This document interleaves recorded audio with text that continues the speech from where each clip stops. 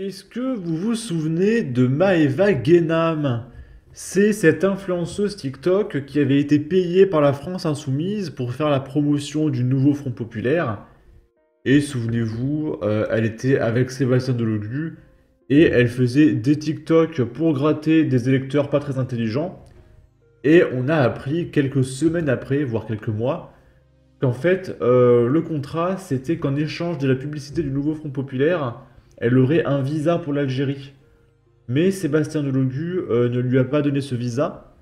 Et du coup, elle a fait une vidéo où elle pleurait, où elle disait oui, Sébastien Delogu m'avait promis un visa et en fait il l'a pas fait. Ouin. Tiens, on va regarder. S'il me le refuse, les filles, je vais trop On va mal parler au le président, on vivre. va faire une vidéo C'est au mon président. pays. Comment ça s'appelle? C'est mon Boule. pays.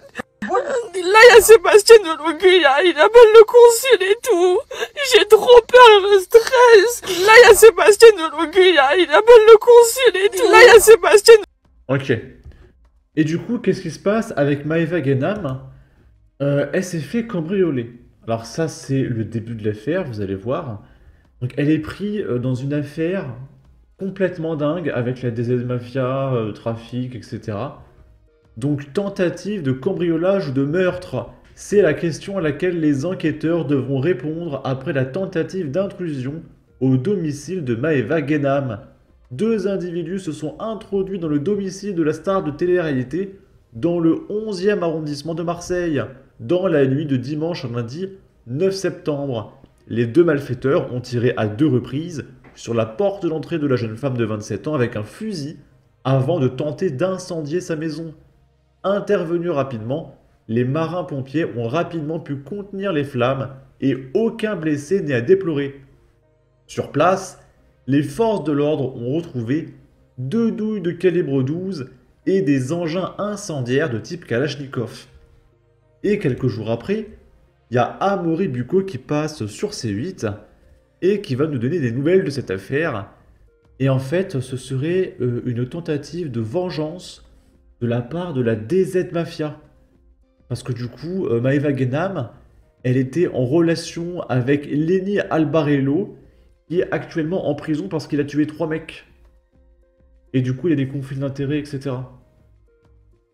Alors déjà, ce que je comprends pas, c'est comment une nana multimillionnaire s'est dit, tiens, je vais me mettre en couple avec un tueur. Tu vas pas me faire croire qu'elle a du mal à trouver un mec, cette femme. Et non, elle choisit un tueur. Ok. En tout cas, c'est complètement dingue de voir les histoires qu'il y a autour des gauchistes. C'est terrifiant. Hein.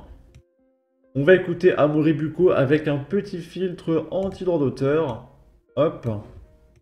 Écoutez, ça s'est déroulé cette nuit, enfin la nuit dernière, un peu avant 1h du matin, dans un quartier assez tranquille de Marseille, en fait, dans un domaine partagé avec des belles villas. Et c'est là qu'habite la mère de Maeva Genam. Et Maeva était chez sa mère cette nuit-là. Et en fait, sa mère a été avertie par la société qui s'occupe du système de sécurité de la villa pour dire qu'il y avait une intrusion dans son jardin. Donc à ce moment-là, on imagine que Maeva et sa mère ont verrouillé toutes les portes et sont allés voir à la fenêtre ce qui se passait dans le jardin. Et qu'est-ce qu'elles ont vu? Eh bien d'abord des flammes, qu'il y avait un incendie, la pelouse était incendiée, mais elles ont également entendu des détonations. Et donc à ce moment-là, évidemment, elles ont prévenu la police qui est arrivée très rapidement sur place, les pompiers aussi pour éteindre l'incendie. Et la police a trouvé des impacts de balles dans la porte d'entrée, des douilles par terre de calibre 12 mm et des résidus, si vous voulez, de type cocktail Molotov dans le jardin. Alors évidemment, une enquête a été ouverte.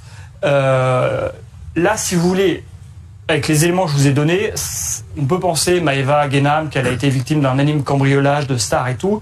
Mais a priori, c'est pas du tout le mode opératoire quand vous voulez cambrioler chez quelqu'un. En général, vous ménagez un effet de surprise, vous arrivez un peu discrètement, vous vous incendiez pas sa pelouse pour le cambrioler. D'accord. Et donc en fait, oui, alors justement, mais ce qu'envisagent les enquêteurs, c'est que ça serait possiblement un acte d'intimidation et de vengeance de la part de la DZ Mafia. C'est, si vous voulez, le plus gros cartel de drogue de Marseille. Qui aurait voulu intimider Maeva Genam. Alors là, on se dit, mais quel est le lien entre Maeva Genam, qui est sur les réseaux sociaux, et la DZ Mafia? Eh bien, en fait, c'est que Maeva Genam, vous le savez peut-être, elle a grandi à Marseille. et elle avait dans ses relations des personnes qui sont impliquées dans le trafic de drogue. D'ailleurs, son premier petit ami est mort à l'âge de 17 ans. Il s'est fait cribler de balles, de 23 balles, alors qu'il était au volant. Et en fait, très récemment, elle était en couple avec un homme qui s'appelle Lenny Albarello. Et en fait, leur relation était très compliquée parce que lui était jaloux, possessif, mais surtout il était en prison puisqu'il était impliqué dans un triple meurtre, dans une affaire de trafic de stupéfiants. Et en fait, Encore une fois, la nana, elle est multimillionnaire et elle se tape toutes les plus grosses racailles du quartier. Vraiment, c'est lunaire. Hein. ça serait lui la cible de la DZ Mafia, de ce cartel de drogue, et lui et par capillarité tous ses proches. Sa sœur qui hier aussi a été visée par des tirs, et Maeva Guénam et la villa de sa mère. J'adore les histoires de gauchistes. C'est tout le temps rempli d'amour, de bienveillance et de paix. C'est fantastique. Là, c'est Sébastien Delogu qui a écrit une petite lettre à Yael Braun-Pivet, donc qui était la présidente de l'Assemblée nationale. Parce que souvenez-vous, Sébastien Delogu, la première fois qu'on a entendu parler de ce mec, c'est quand il avait brandi un drapeau palestinien à l'Assemblée nationale. Et du coup, il écrit une lettre de 2 pages, qu'on ne va évidemment pas lire, où il demande de récupérer son drapeau palestinien. Rendez-moi mon jouet, s'il vous plaît. Alors qu'il pourrait juste racheter un drapeau à 15 € Leclerc du coin. Hein. Et il a fait 2 pages pour dire oui, j'ai effectué ce geste pour faire ça, etc. Rendez-moi mon drapeau, s'il vous plaît, je suis tellement gentil, etc. Les Palestiniens, nanana. Signé Sébastien Delogu. Ok. Sois en accord avec tes convictions et casse-toi en Palestine. Tu es député français, non? Ce drapeau n'est pas celui de la France. Sois un peu plus attentif quand tu écris tes tweets. Lance une cagnotte pour t'acheter un nouveau drapeau. Ou mieux, demande au Hamas. Votre drapeau, c'est le drapeau français. Mais t'attends quoi pour aller en Palestine? Ici, c'est la dernière vidéo qu'on va regarder. Enfin, on va regarder. Je peux pas trop vous la montrer. Il y a eu une fusillade à Toulouse. Et il y a des coups de feu. Donc rien que le son, je pourrais pas le mettre. Et à la fin, on voit un mec en pleine vidéo se prendre un coup de 12. Et il meurt. Voilà, je crois qu'il y a 1 ou 2 morts.